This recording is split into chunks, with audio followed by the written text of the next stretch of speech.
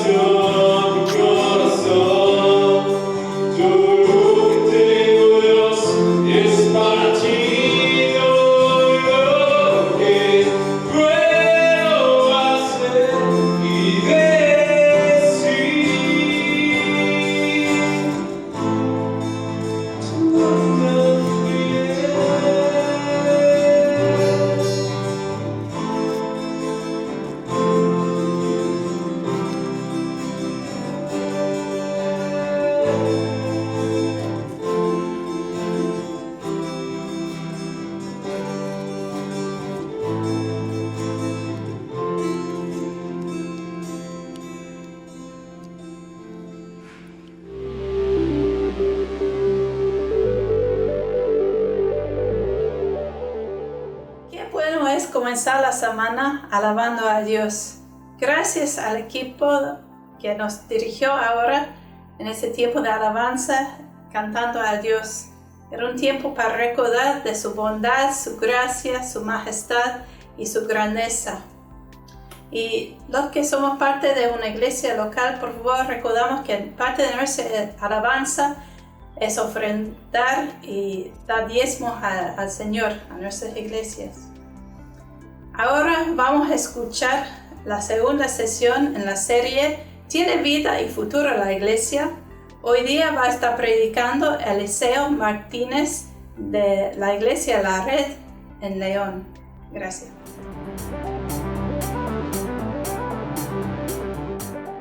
Muy buenos días tengan todos ustedes. Es un honor estar hoy compartiendo a todos ustedes de esta serie que hemos denominado ¿Tiene vida y futuro la iglesia? El domingo pasado nos planteábamos esta misma pregunta y la respuesta fue contundente. Por supuesto que la iglesia tiene vida y futuro. Y basada esta respuesta en Mateo 16, versículos 13 al 28, vimos cómo Cristo dijo: sobre esta roca edificaré mi iglesia. Así que sí, por supuesto que la iglesia tiene futuro, tiene vida, porque es de Cristo y Él la edifica. Esta mañana nos volvemos a plantear la misma pregunta. ¿Tiene vida y futuro la iglesia? Y ahora la respuesta es, por supuesto, nuevamente, claro que tiene vida y futuro la iglesia, porque Cristo es la cabeza de la iglesia. El pasaje que vamos a explorar ahora está ubicado en la carta que escribe el apóstol Pablo a los Efesios, capítulo 1, versículos 15 al 23. Vamos a dar lectura juntos a este pasaje. Les pido que me acompañen ahí en su casa y en la pantalla también verán este pasaje en la versión Reina Valera contemporánea. Dice así la palabra de Dios: por esta causa también yo, desde que supe de la fe de ustedes en el Señor Jesús y del amor que ustedes tienen para con todos los santos, no ceso de dar gracias por ustedes al recordarlos en mis oraciones, para que el Dios de nuestro Señor Jesucristo, el Padre de gloria, les dé espíritu de sabiduría y de revelación en el conocimiento de Él.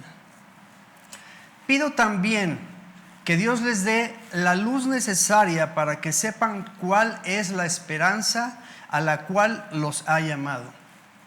¿Cuáles son las riquezas de la gloria de su herencia en los santos?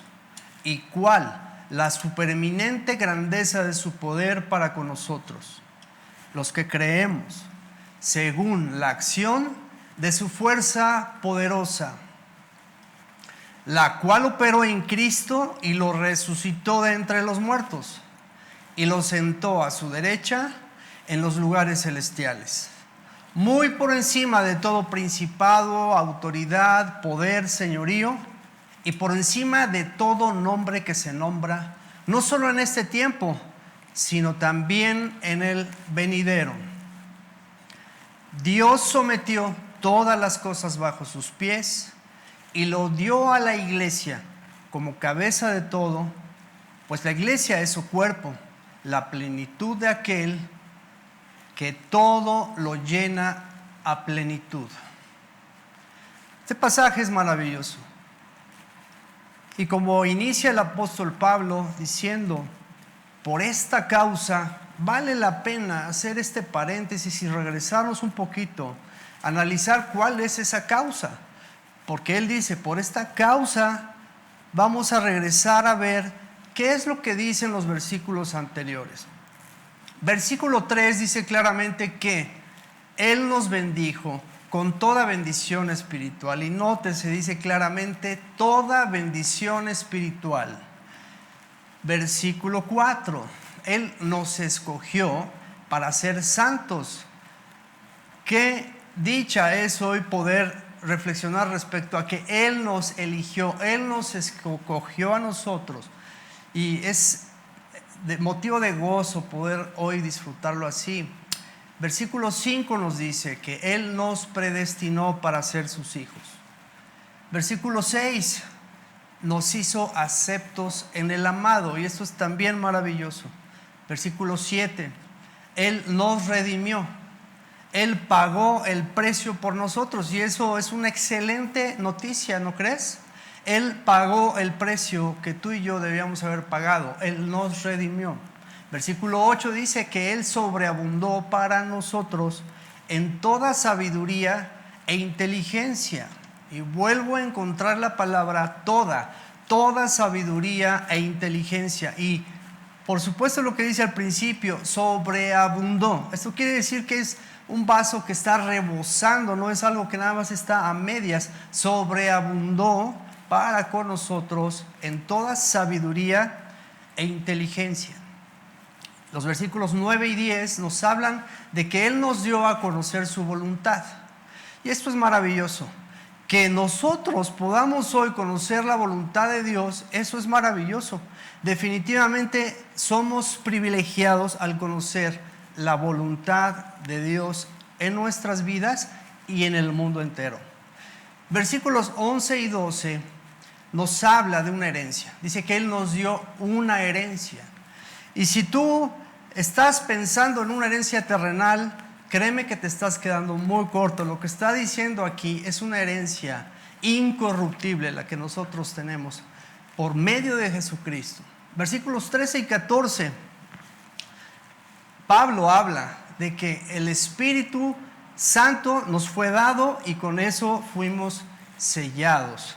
Y estos versículos finales son maravillosos, y sobre todo pensar cómo este sello se puede equiparar un poco al momento en el que tú y yo, si eres casado, tal vez diste un anillo de compromiso a la que hoy es tu esposa, tu prometida en ese tiempo.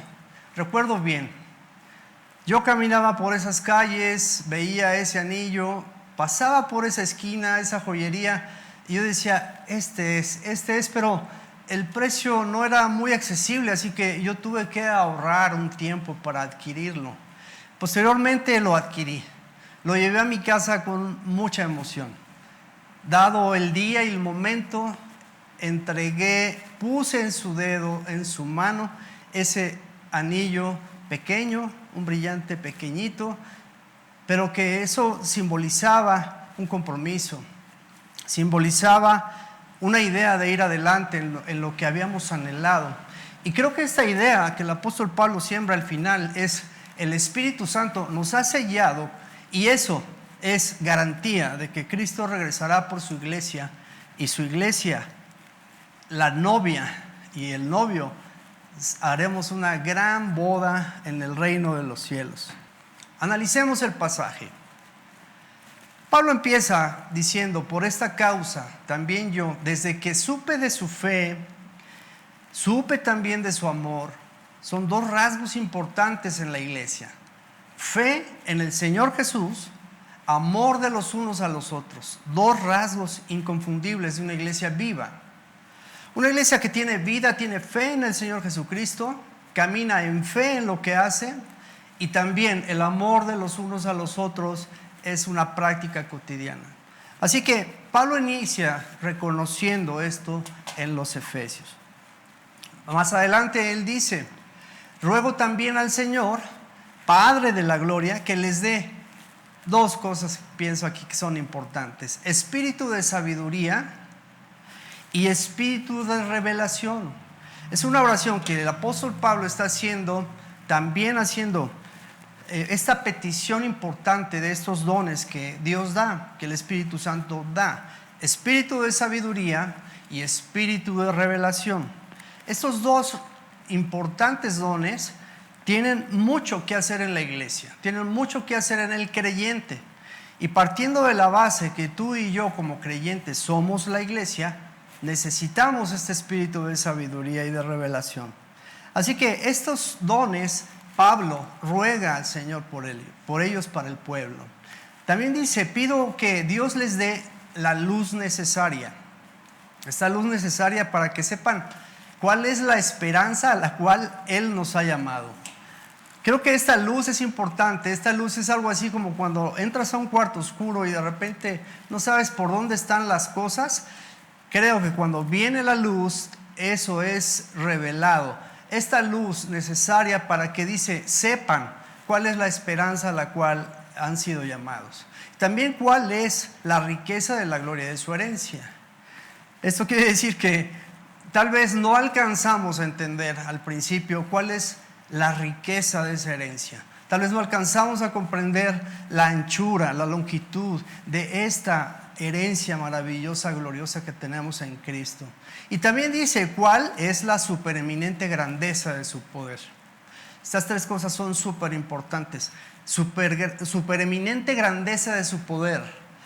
Creo que aquí el apóstol Pablo lo que les está diciendo y hoy a nosotros, esta palabra es: no alcanzamos a entender tal vez al principio cuál es esa grandeza de su poder. No lo alcanzamos a entender de qué manera actúa en nosotros. Y creo esta mañana Dios nos recuerda que su iglesia tiene acceso a esta supereminente grandeza de su poder. Y esta misma supereminente grandeza de su poder, ahora el apóstol Pablo dice, la cual operó en Cristo. Esa grandeza de su poder lo resucitó de entre los muertos. ¿Eso te suena algo grandioso? Esa eminente grandeza de su poder levantó a Jesucristo de entre los muertos, lo resucitó, lo tiene ahora con él y dice muy claro, lo sentó a la diestra en lugares celestiales. Muy por encima de todo principado, de toda autoridad, de todo poder y señorío, y por encima de todo nombre que se nombra, no solo en este tiempo, sino en el venidero. Esto es grandioso poderlo entender. Y Pablo lo que está haciendo es tratar de explicarles aquí. Finaliza diciendo: Dios sometió todas las cosas bajo sus pies. Lo dio a la iglesia. ¿A quién? A Cristo. Lo dio a la iglesia como cabeza de todo, pues la iglesia es su cuerpo. Esta declaración es muy hermosa y importante. Lo dio a la iglesia. ¿Quién lo dio? El Padre. Dios sometió todas las cosas bajo sus pies y lo dio a la iglesia como cabeza de todo. La iglesia es su cuerpo. Y luego dice, la plenitud de aquel que todo lo llena a plenitud. Y yo quiero aquí resaltar, de aquí es donde la iglesia se nutre. La iglesia se nutre de esta plenitud que tenemos en Cristo. Así que por supuesto, la iglesia tiene vida. La iglesia se nutre de este poder que opera en Cristo.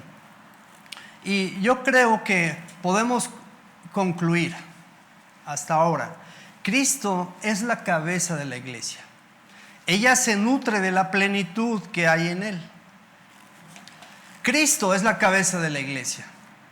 Su Espíritu le revelará a su iglesia lo que ha recibido de parte de Dios. Y con esto su iglesia le conocerá más.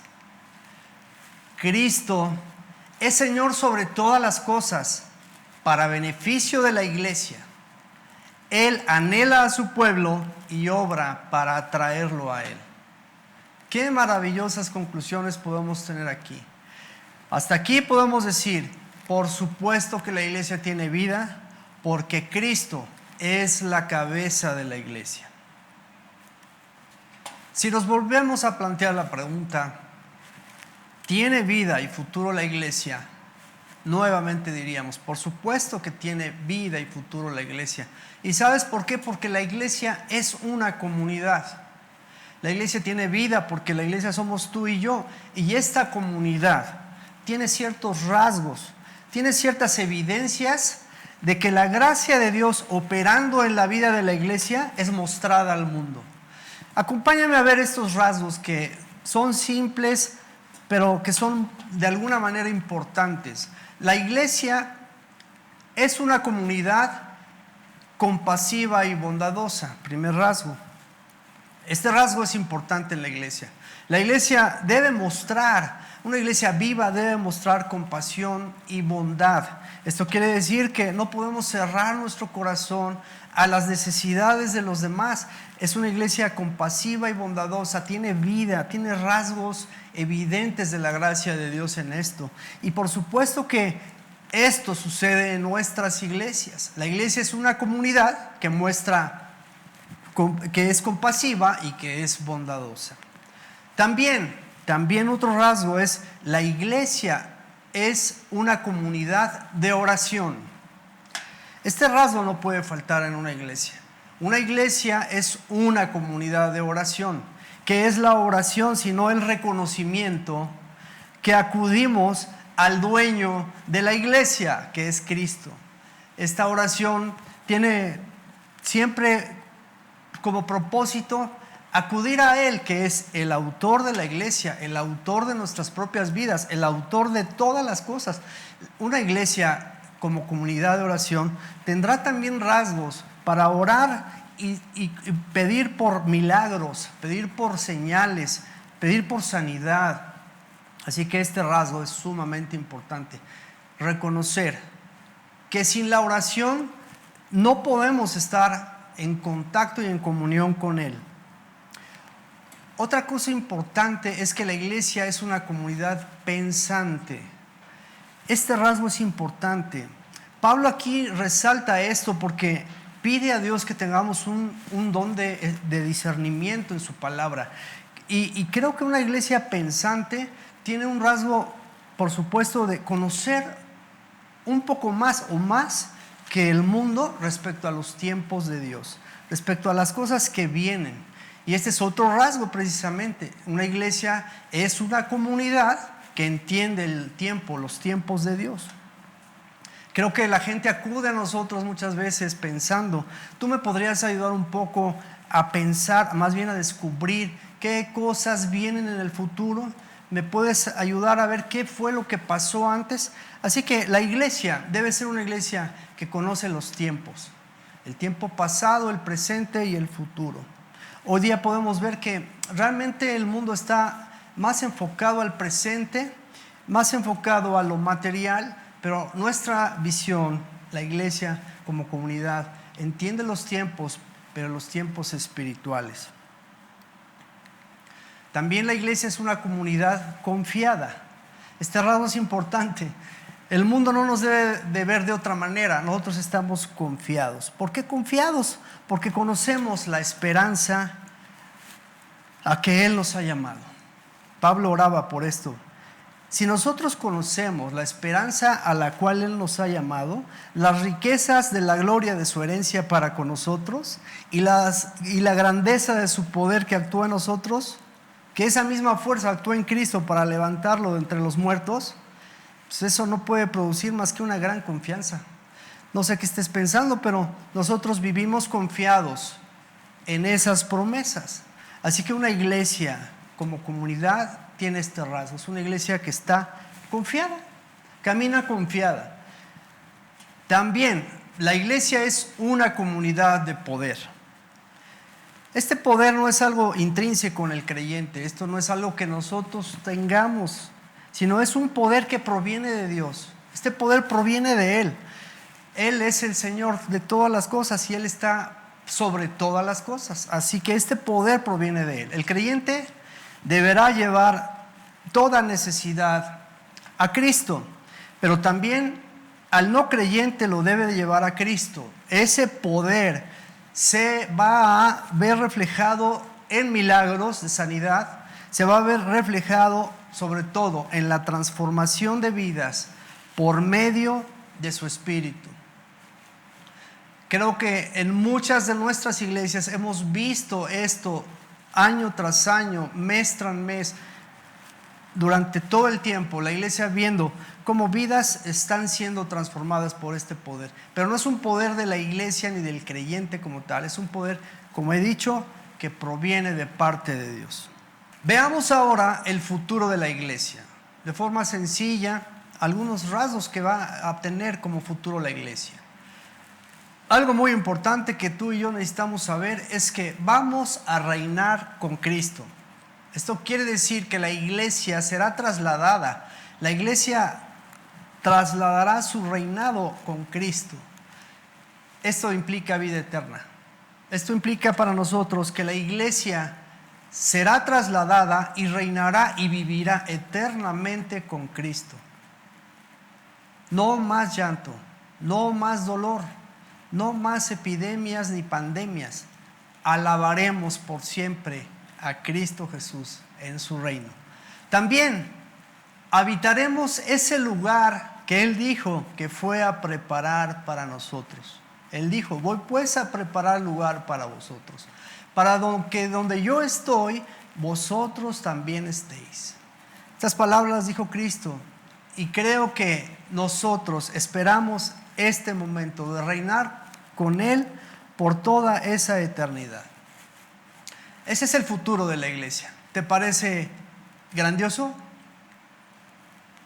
Podemos llegar a esta conclusión o a esta declaración. La vida de la iglesia no tiene caducidad. La iglesia permanecerá. Y aún más, la iglesia será trasladada al reino eterno de Dios. Este es el futuro de la iglesia. De todo lo que anteriormente hemos analizado, sin duda pudiéramos concluir: Cristo es el centro de todas las cosas y por supuesto de su iglesia. Él es la cabeza, pero es el centro. Quisiera aquí comentar, el centro de una iglesia no es el pastor, no es el grupo de alabanza ni los maestros. El centro de la iglesia es Cristo.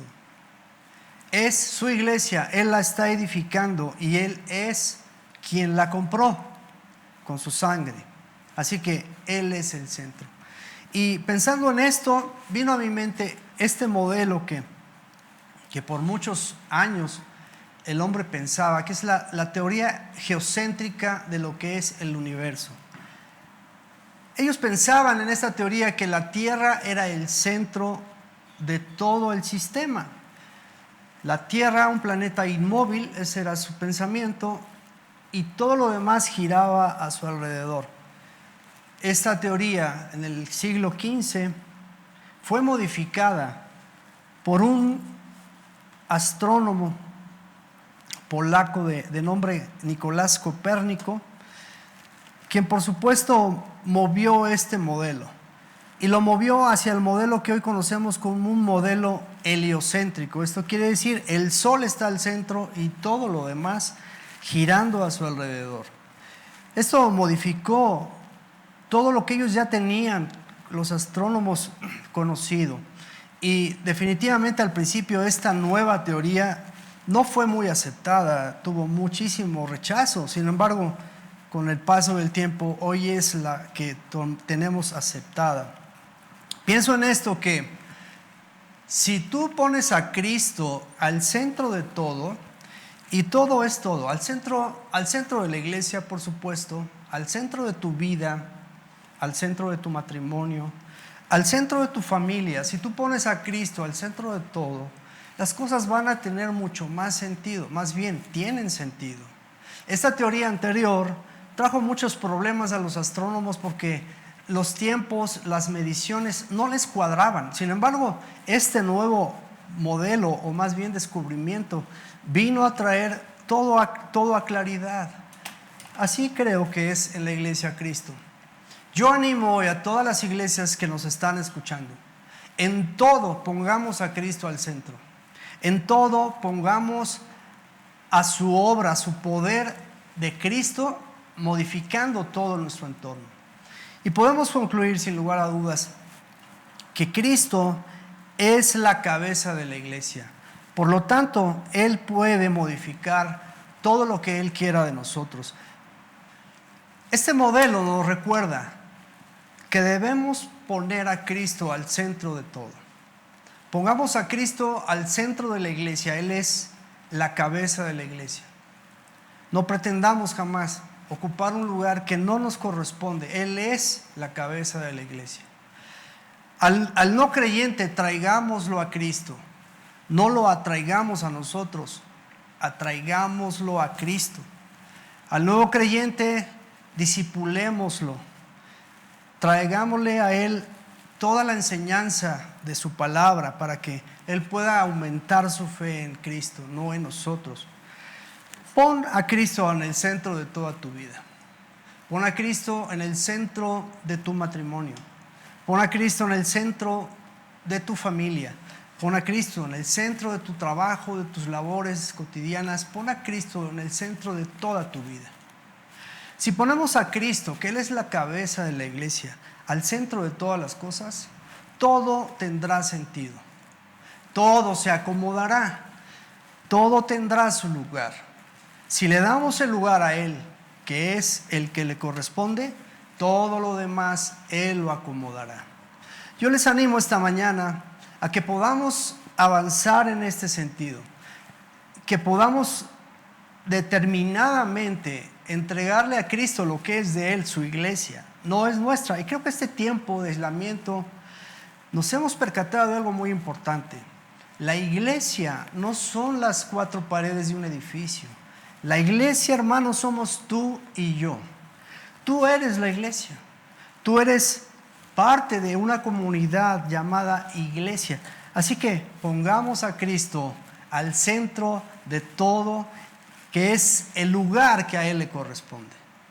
¿Me acompañas orando para que esta palabra pueda hacer en nuestras vidas un cambio, una transformación que nos lleve a un crecimiento en las iglesias? Estamos casi a unos días, tal vez semanas, de regresar a esos edificios, porque recordemos, tú y yo somos la iglesia. Regresaremos a esos edificios donde nos congregamos como iglesia, y creo que nuestra visión debe cambiar.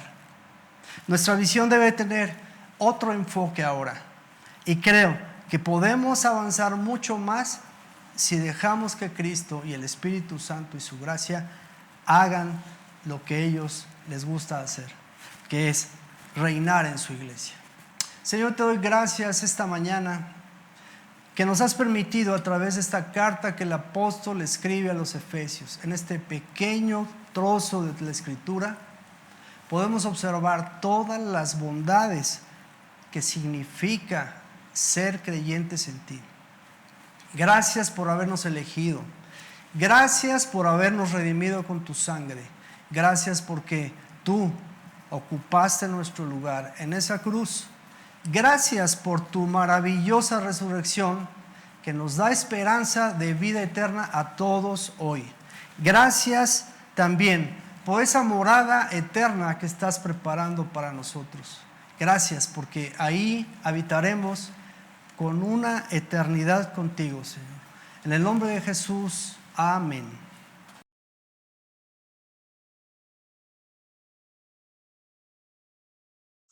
Muchas gracias a Dios primeramente por incluirnos a nosotros en su plan y en su iglesia.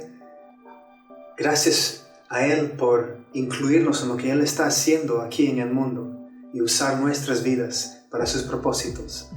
Gracias también, Eliseo, por traernos la palabra, por animarnos y estimularnos. Y quiero animarnos todos a que en esta semana estemos meditando en lo que hemos escuchado y pensando en cómo puedo yo aplicar esto en mi vida, cómo puedo yo servir a Dios a través de la iglesia. Gracias a las visitas que han estado acompañándonos también. Si deseas comunicarte con nosotros como Christ Central, aquí en su pantalla va a estar apareciendo un correo electrónico donde puedes hacerlo. Y bendiciones a todos, que Dios nos acompañe en esta semana y que Jesús reciba toda la honra y toda la gloria en su iglesia para siempre. Amén.